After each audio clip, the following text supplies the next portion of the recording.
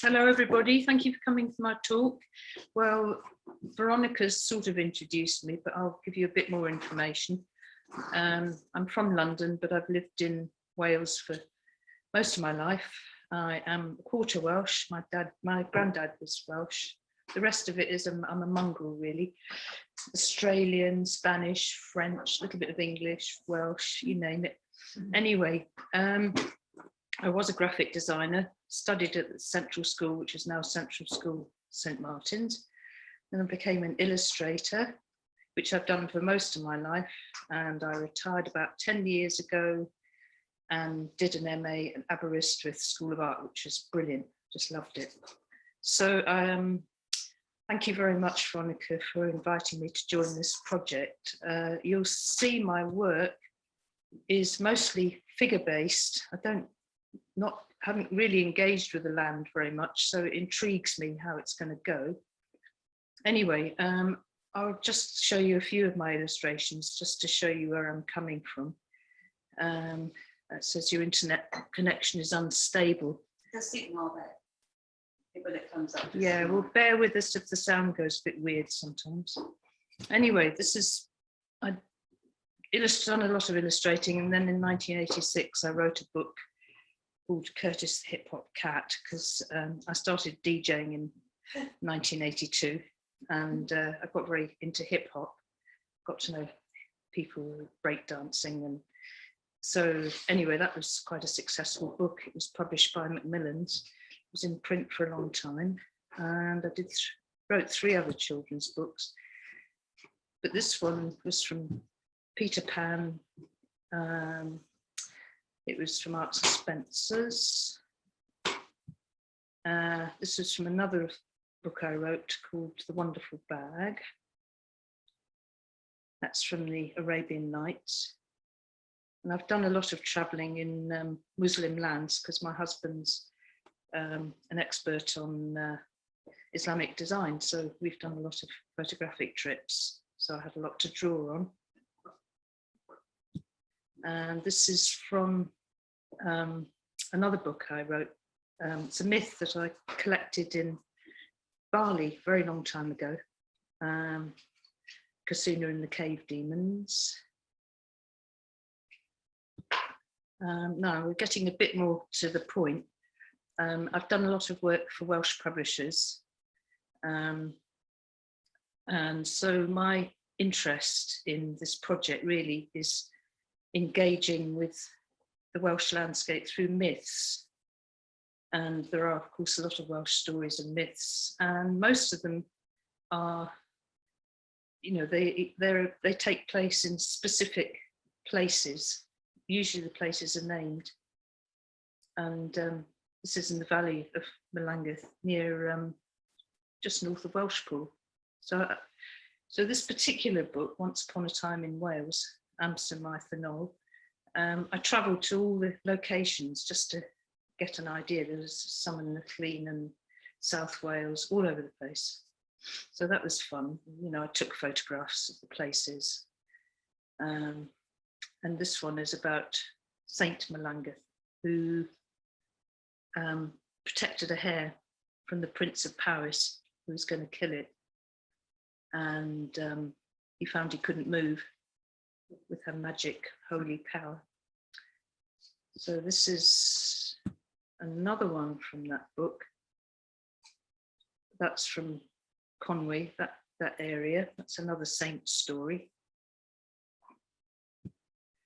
That's from the Devil's Bridge. I don't know, you probably know that myth where Mary loses her cow and the bridge collapses and the devil appears and builds another one very quickly.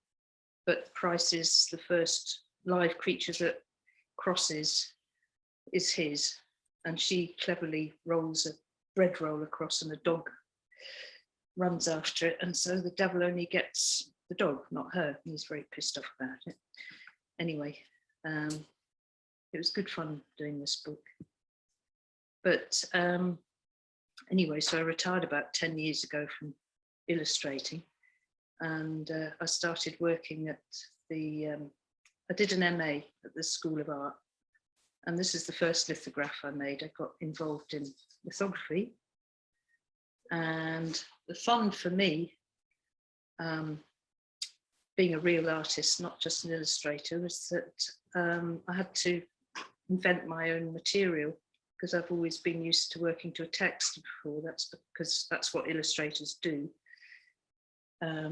So my parents had recently died, and I'd recently been teaching in Guatemala, so I kind of combined the two myths, not myths, but you know, the real life situation. And so this is from the Guatemalan myth. She's Princess Blood Moon, and she comes across this skull that spits in her hand, and she becomes pregnant, weirdly, as you do. And that's called the mother-in-law, because the mother-in-law doesn't believe her story at all. Anyway, she's pregnant with twins. She's very suspicious of her. And I really like doing people in contemporary dress, or I particularly like 1940s dress. I like bringing myths up to date, because, you know, I believe that myths are psychological constellations which are the same in a way. You know, we're human beings, all going back to the Stone Age, and we have the same, what Jung called archetypes. So you can just see in the background a plane, a warplane. So she has the twins, Hunipu and Xbalanque. And in this particular version, they're Spitfire pilots, and they joust with the gods of death in the Guatemalan myth, who are making the plane crash, which is why they're laughing. So that's called the gods of death are laughing. However, miraculously, the twins cheat them, and you can see they've survived, and they're dancing with beautiful 40s girls in amongst the blazing ruins. So I kind of like sort of mixing it up in a weird kind of way. You know, I was thinking about my parents' wartime experiences a lot, and mixing it with the Guatemalan myth, which I thought, well, that's a bit weird, but never mind, I kind of like going along that route. So in my last year of the MA, I got into full colour lithography, and I made a series called Sinister Fun. I come from Llanidloes, and every year, about 40 years, there used to be Lanny Fancy Dress, where the whole town would dress up in fancy dress, and it was absolutely brilliant. And we used to DJ in the street, and everyone would dance in the street, and you just sort of all these weird hybrid beings wandering around. It's a great night, but it just got eventually completely out of hand, thanks to the internet, basically, because you get busloads of people from Birmingham and Liverpool, and they just fall off the bus completely off their faces, or it just got too much, and it all got closed down, which was a real shame, because I really loved it. But anyway, so I made a series of lithographs based on that, and that's one of them. It's actually based on a friend of mine who's a transvestite, and we were dressing him up. And that's another, that's the end one, Party On, that's the last one. So some of the people are from photographs from the night. So that was a fun thing, fun series to do. And this was from another series I did on Halloween, which I really love. It's Samhain in Welsh, is that right? Yeah. How do you pronounce it? Samhain. Samhain. I think Samhain is the, anyway, Halloween. So yeah, it's a time of year I really like. Now, getting back to the subject in hand,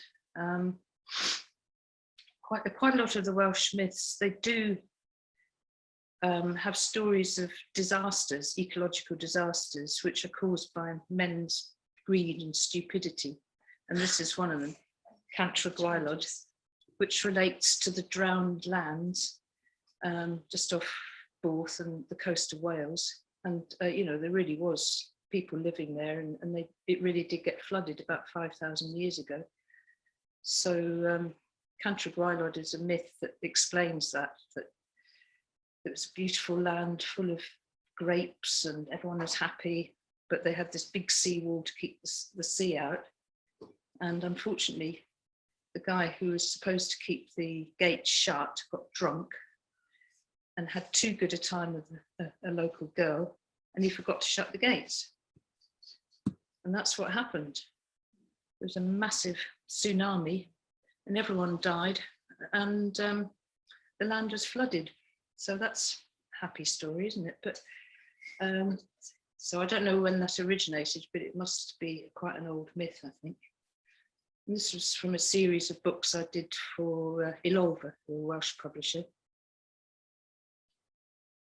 Let's see what's next, I can't remember. Oh yeah, there's another, that's a lithograph I made on the subject of Cantref Gwaelod. So that's a girl drowning.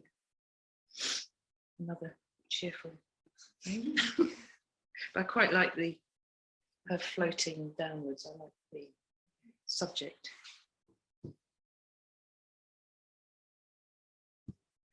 So this is a series I did in 2014. They're all lithographs.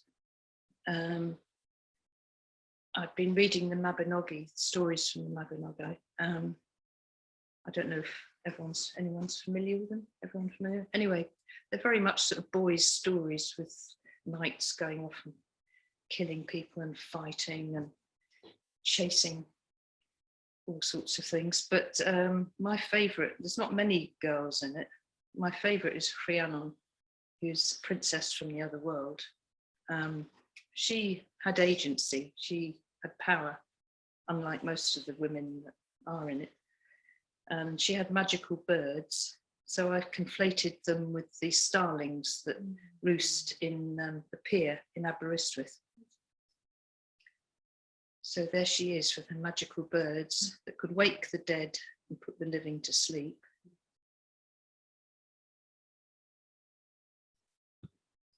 And this is her. She had a magic white horse, and Prince Cyd-fyw fell in love with her, and he tried to catch up with her. He had about 15 horses, and he chased after her for 3 days, and she was just sort of ambling ahead, really in Rax fashion, and however fast his horses went, couldn't catch up with him. And then eventually he said, "Oh, please stop, please stop." And she said, "Well, if you'd asked me 3 days ago, I would have stopped." Anyway, so they fell in love, they got married.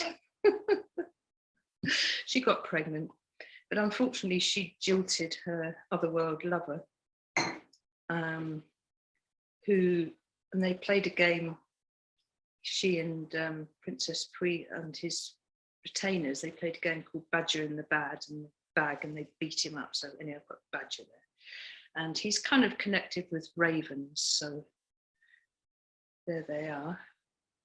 Anyway, he made a lot of trouble for them. He wanted his revenge.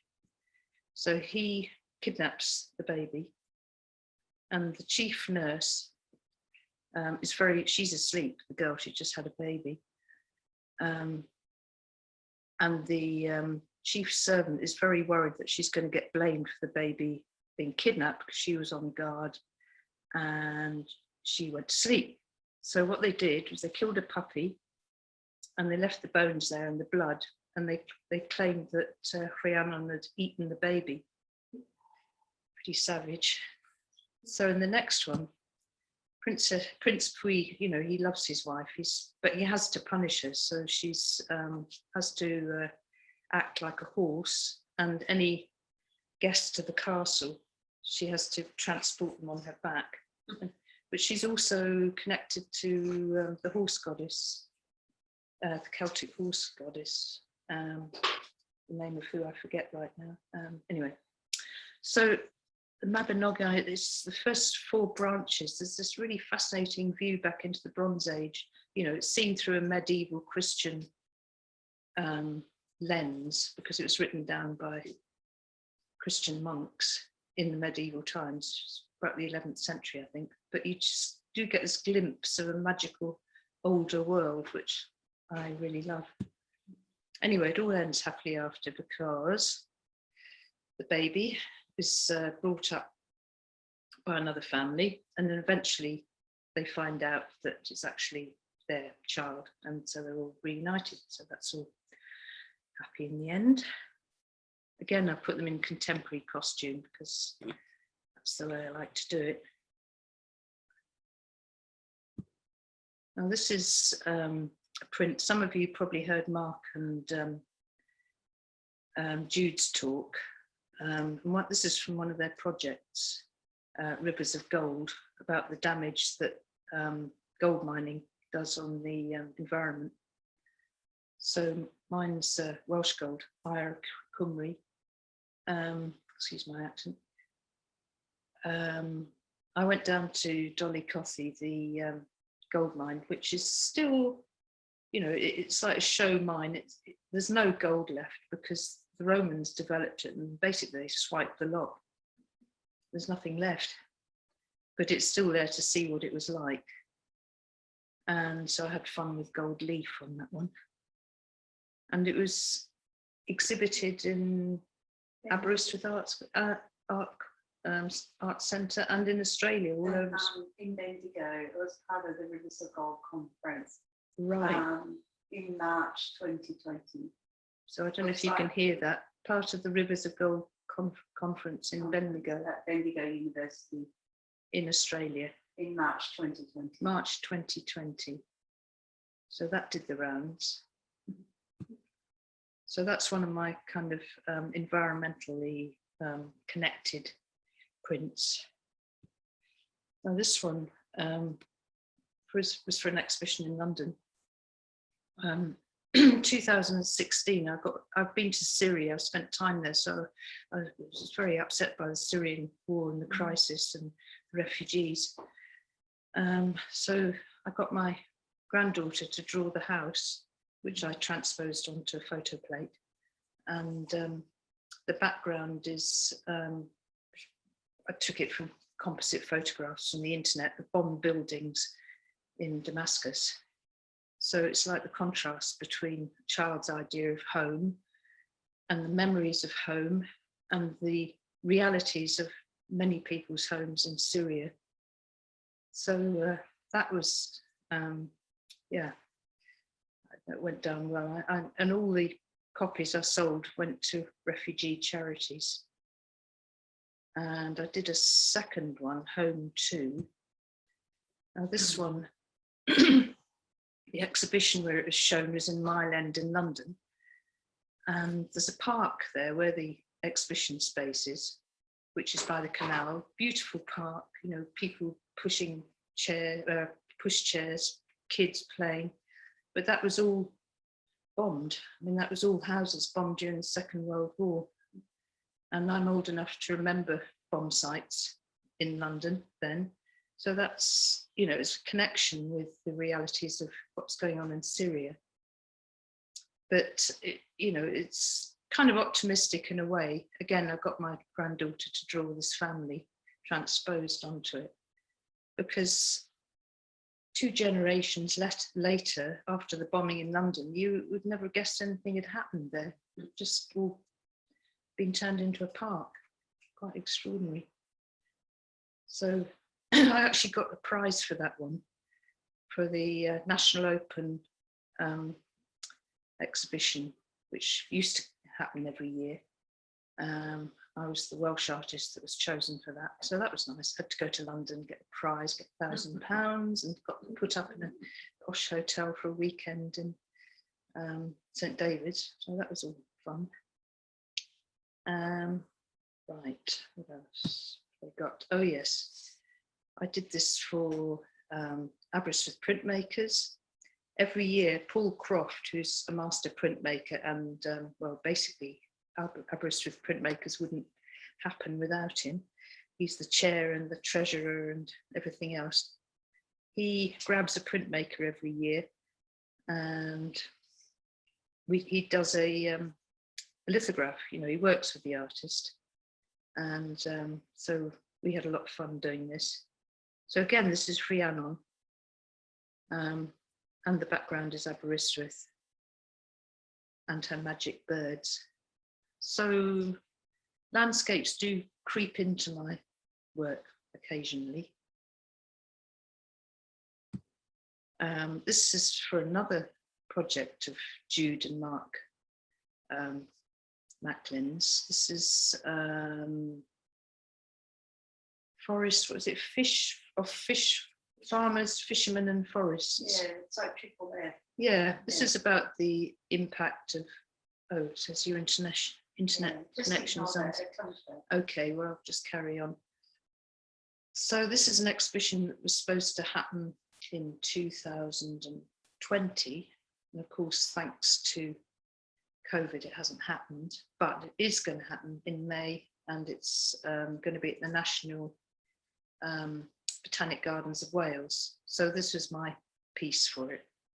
And I chose to do an underwater scene because, of course, the seas are being affected by pollution as anywhere else. So that's a lithograph. Now, last summer, last winter, my lockdown project, I had a solo show at the Mid Wales Arts Gallery, which is a lovely place near Cyd-fyw, so I encourage you to visit. Great coffee and cakes and food, nice gallery. So I thought, well, you know, I really want to get into oil painting. And the exhibition was called Fellow Creatures, and I was exploring the relationship between people, mainly women. And actually, I started off with reptiles. I was going to call it Cold-Blooded Creatures, but Kathy, who runs the art centre, said, oh no, I don't like that. So I called it Fellow Creatures. So I thought, oh, well, that kind of expands it a bit. So anyway, that's one of my first attempts at oil painting. That's the second one.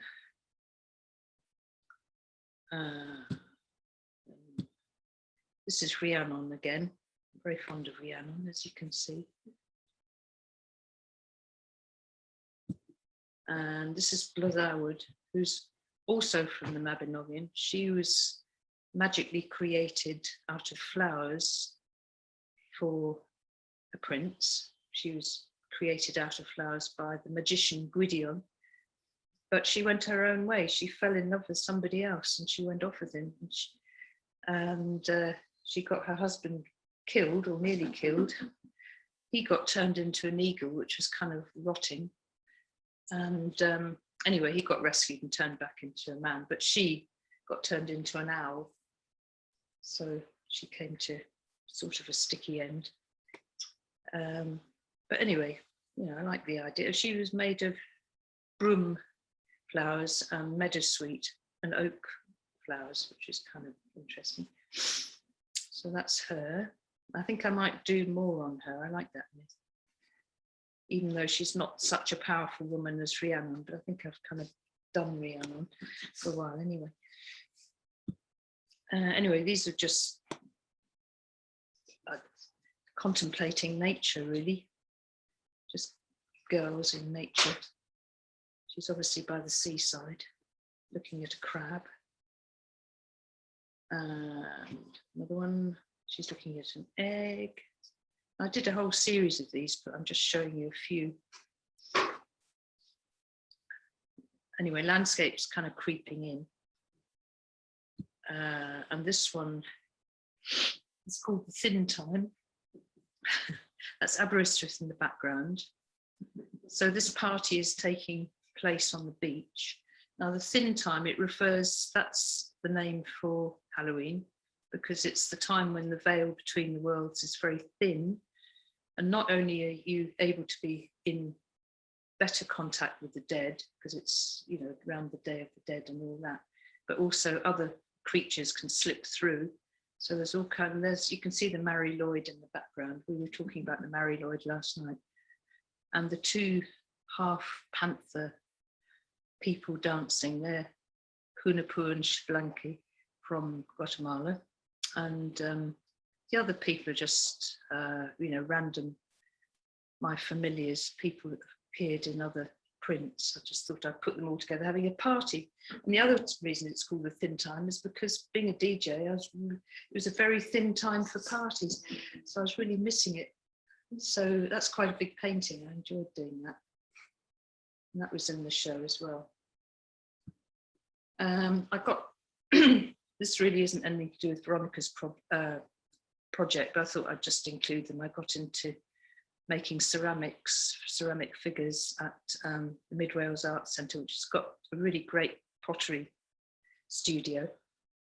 So if anyone's in the vicinity of Corris, you know, and you want to do some pottery, it's a great place to do it.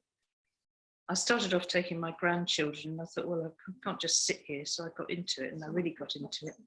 So I've done quite a lot and sold, they all sold better than anything. You know, it's funny, isn't it? Yeah.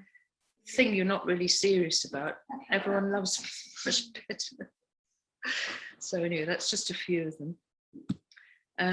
Another part of my practice is portraiture, and I get together with a friend called Jenny just about every Tuesday, and we've been painting each other for about the last 2 or 3 years.